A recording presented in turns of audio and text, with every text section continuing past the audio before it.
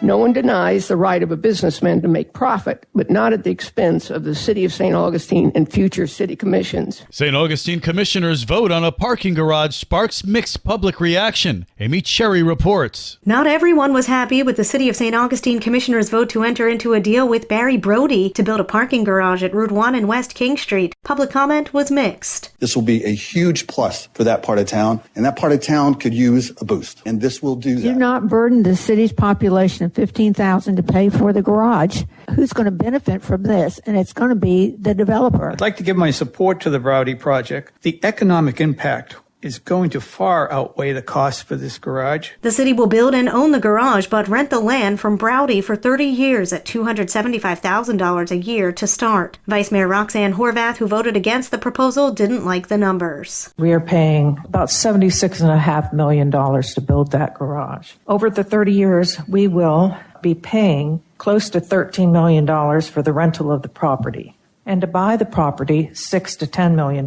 We're at over $100 million for this piece of property with the garage on it. The best that I can vote for would be to rent to own the property and not pay the additional $6, $10 million at the end of 30 years. We are agreeing to build the parking garage and pay for both the building and the rental of land for the next 30 years. This is a big commitment that we are committing ourselves and future commissioners to fulfill for 30 years. St. Augustine Mayor Nancy Sykes-Klein also voted no, but the deal passed in a vote 3-2. For St. Augustine's Local Morning News, I'm Amy Cherry. This local news is a service of your hometown Toyota dealer, Beaver Toyota US 1 St. Augustine, here to wow you.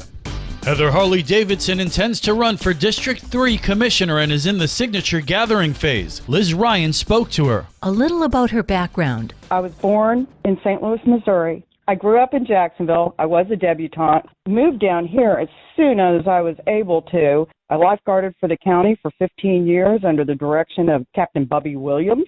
With a name like Harley-Davidson, of course I had to ask her if she's connected to the motorcycle empire. When I divorced, I threw Harley in front of my maiden name, and it would be a pain in the butt to change my name at this point. She's very proud of her education. I went to St. John's River Community College and got my associate's in arts. Then I went on to UNF.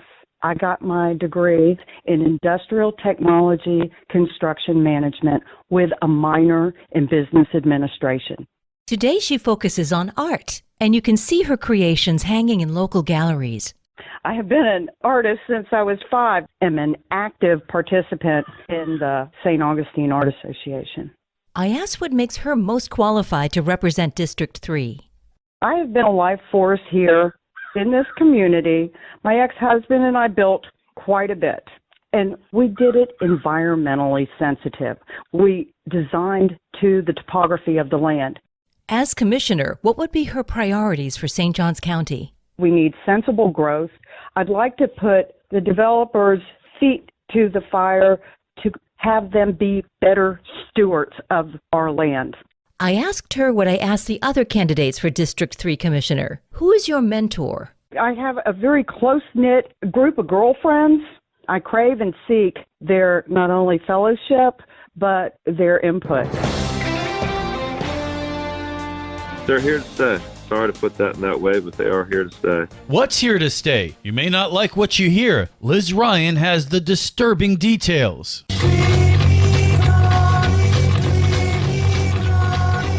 Joro spiders. We can expect to start seeing a lot of them. I asked Dave Connor, co-owner of Critter Pro Wildlife Removal and Pest Control, where they came from. Eastern Asia, including Japan, Korea, Taiwan, and China. Around 2013, they initiated in the Carolinas, where they first were seen or where they first were discovered. And they've made their way to Florida. The good news is, you're not likely to look up and see one in the corner of your bedroom. They're generally not inside. Their feeding is outside with mosquitoes and stink bugs and, pests that we don't like. So they do serve an important purpose, but they're big. They're about 3 or 4 inches. Females are generally bigger than the male.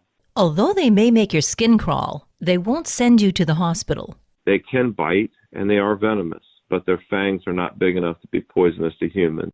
They can't do anything, hurt you, or attack you. Their mouth parts are too small. These big black and yellow spiders really get around. Well, what's nice is they can balloon or they can use their webs, silks, to carry them long ways. So that is how they're moving at such a fast pace across the eastern U.S. Thanks again to Dave Connor of Critter Pro for his expertise. But I still don't feel any better about it. I don't like spiders and snakes. For St. Augustine's Local Morning News, I'm Liz Ryan. And now you're up to date with St. Augustine's Local Morning News. I'm Rich Carroll.